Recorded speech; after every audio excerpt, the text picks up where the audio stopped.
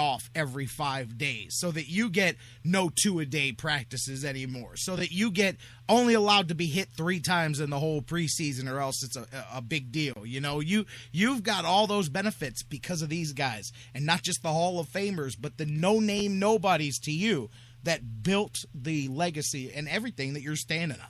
It kind of bothers me.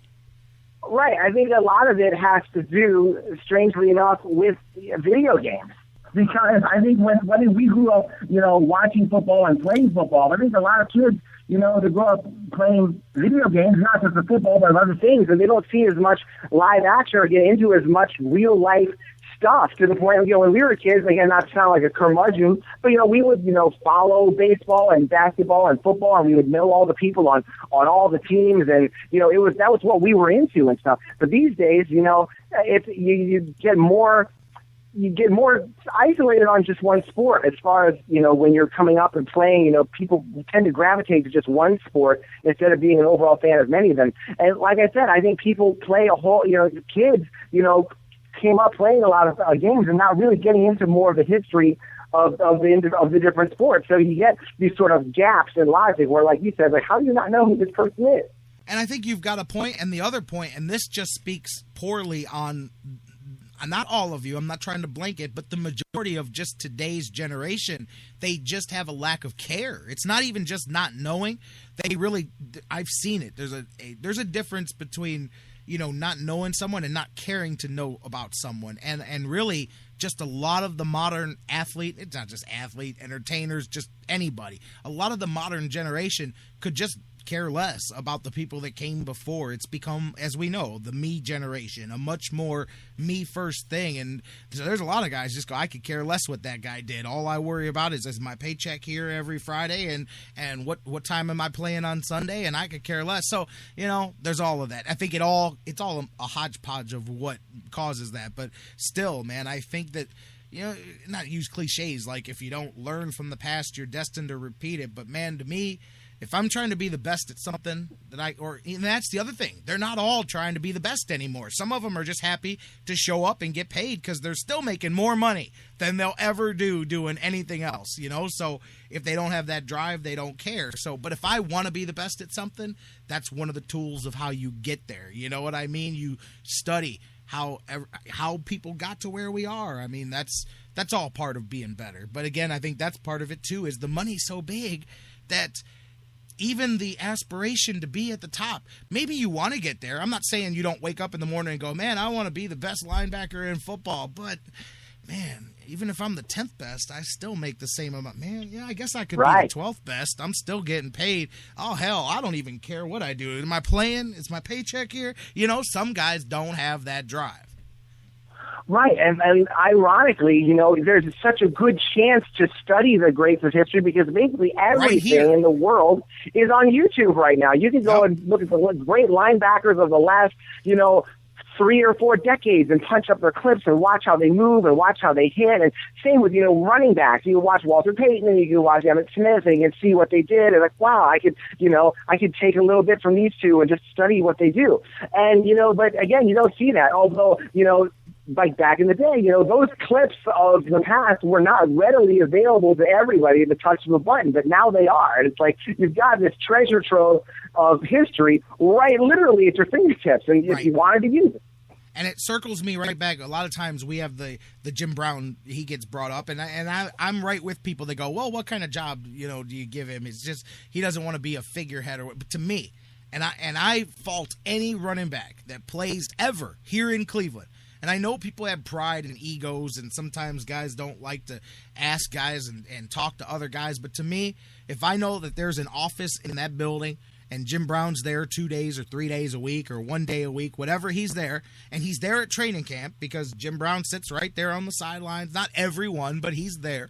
If I'm a running back that's played for the Browns in the last couple of years and this guy works in my building, and I'd knock on the door. I'd bother his grouchy ass every day if I had to. Excuse me, Mr. Brown.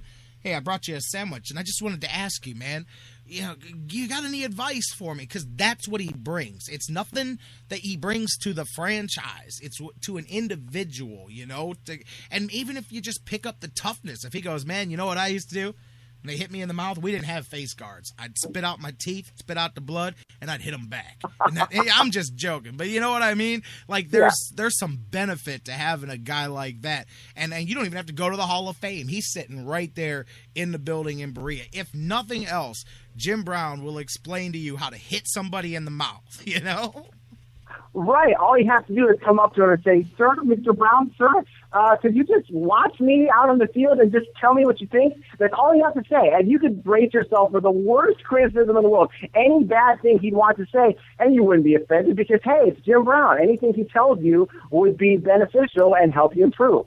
Exactly. Just little things, you know. It's not even about what you're doing. How did you prepare for the game? That's the stuff I'd be asking him. How did you – I get it. Oh, yeah. Your athleticism is natural, but how did you prepare? How did you train? And, of course, training methods change after 50 years, you know. I mean, obviously. But, you know, those are things – certain things may not change. You know what I mean? Like – you know, you never know. He may give you that one thing. You know what I used to do? I used to run these special sprints that nobody knew about. And then you go, wow, I've never heard of that before. And then you go do it and you go, man, I literally was missing out ever since, you know, he gave me that one little drill. I've been quicker off the snap or whatever. I'm just saying, whatever your position is, whatever it is, I'm big on using the past to improve for the future. And I think that Hall of Fame weekend really brings that out to the forefront. And having those guys. And that's why this weekend is cool, because like I said, it's a mix. You've got players from Cleveland. You got from all around the NFL. You've got the teams that are there. You've got the guys that used to be players that are in town that aren't Hall of Famers. You've got the past classes of Hall of Famers that are there to honor the current class. I mean, it is everybody all in one place. So to me, if I was a young guy in the NFL, I'd be all over Canton, man. I'd be diving headfirst into every activity there was.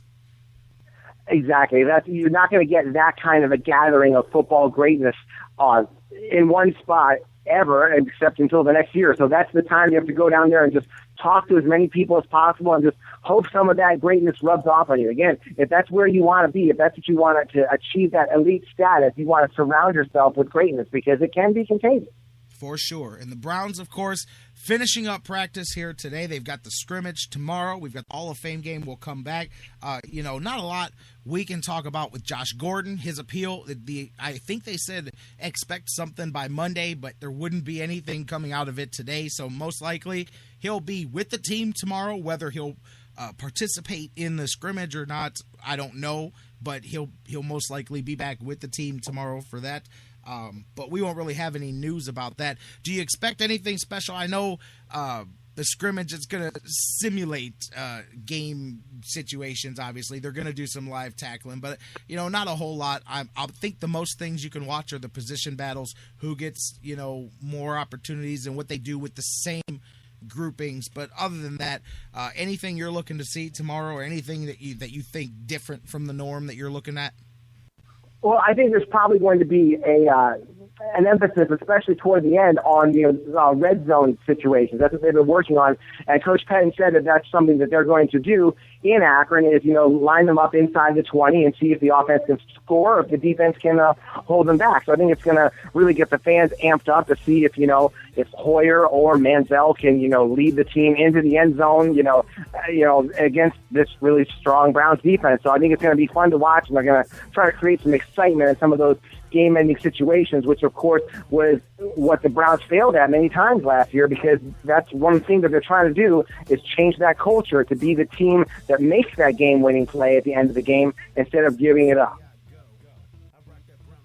I'll tell you what, Jeff, you hit on one last thing that I wanted to bring up, and that is that, because like I said, I've been the last 4 or 5 camps here, so I've kind of seen how the last few seasons have come together in camp, and that is something. I'm not even, whatever, I'm not going nuts about a drill where winning the jersey at the end, although it gets some competitiveness going, but the Browns have changed course on the final session of camp every day. Instead of it being much more walkthrough, it was definitely a much different final 20-minute session there of camp every day than now. Now, like you said, now it's offense versus deep. What they're doing, it's almost like the old school back in the day. I know when I played football, at the end of practice, we'd run sprints, we'd run gassers, or we'd run hills because you're dog tired, and now you have to go work one more time. That's what gets you ready for the fourth quarter. The Browns have noticeably gone to increase the intensity of the final session of practice every day. So I don't care about the winning the jersey part of it, but you're right. That to me does nothing but get you stronger legs so that maybe they don't collapse at the end, because finishing games has been this team's problem for years. And it's just nice to see them doing something different, because obviously what's been happening the last few years hasn't worked. And, you talked about this even with the Indians, but, you talked about how important it is for focus. I mean, you go out there, in a game pressure situation, and you've got this pressure going throughout the game, and then, eventually it comes down to the end, and either you're going to falter or you're going to step it up and get stronger at the end. And there's that emphasis, because so many of these games end up being close, being within, 7 or 8 points, that, you've got to be the team that can just make that one play or even that one stop on defense, and that's the difference between winning and losing. And in the NFL, just a swing of 2 or 3 games, one way or the other, especially if it's a division game, can make all the difference in the world. You're right, because it's not just in Cleveland. I don't have the numbers, but I know it's a very significant percentage of all NFL games. Either team is within a position to win the game in the final 5 minutes of a game, and I want to say it's upwards of 50%, but I've seen that somewhere, and I didn't know we were going to go there, so I don't have it in front of me today. But it's a significant percentage of, in the NFL, how many games out within the final. Now that's a little misleading, because it could be a team's down by 10 points, but that's still doable.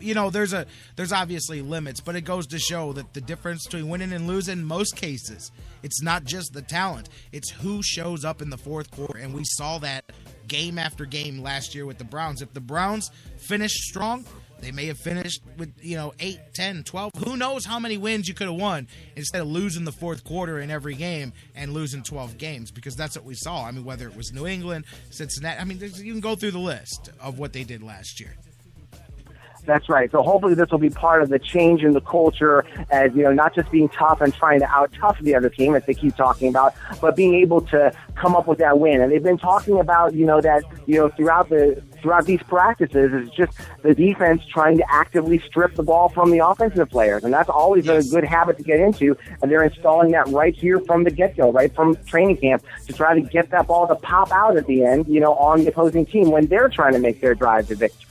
And I'll tell you, I like the aggression and the fighting that's going on in camp, but I do like what Coach Pettin said too. He said, I don't mind it, but I also, if this, you got to nip it in the bud, because you cannot have that carry over into the season. And that's what I was referring to at the beginning of this when I was talking about being overly aggressive, because you can't be out there just because you're barking at the other team. You can't throw the ball at the guy. You can't taunt the guy while he's down. Those 15-yard penalties will kill you. And that's one thing that they have to work on, because it's kind of on that border now. If the season started now, I'm telling you, the Browns would lead the league in the first couple weeks in unsportsmanlike conducts. I'm just telling you, man, that's right. It's at that level. So they have to. You want to encourage that for camp, because you want them to be nasty, but you got to back it off at some point too, because if you let them be undisciplined and they take that into the season, watch, you'll end up losing one of the first few games of the season on something incredibly stupid, such as a taunt, or, like I said, throwing the ball at a guy and showing off. Even today, the offense got into it. I saw there was a couple of unsportsmanlikes. One of them on Manziel. He did a bootleg and ran in and then taunted the defense and threw the ball through the uprights or something, and the officials flagged him. And there was another one like that. Again, it's one thing to be excited, but what's the old saying? Act like you've been there before. Then again, that's not always easy for some of these guys, because we haven't always been there. But act like you've been there before, and because otherwise, those things will kill you. I mean, you take off your helmet, that 15 yards gives the other team a shorter field goal, and next thing you know, Kansas City wins a game that they lost.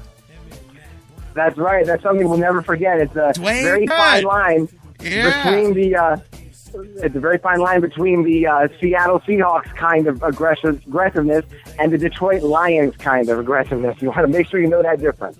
Absolutely. Jeff Gorman, Browns101.com. Always a great time talking to you. Family Day weekend. You enjoy the weekend, and you and I we'll catch up on Tuesday. We'll do the Tribe thing, and we'll catch up next Friday, a week more. We'll be previewing the first preseason game the next Friday when we talk.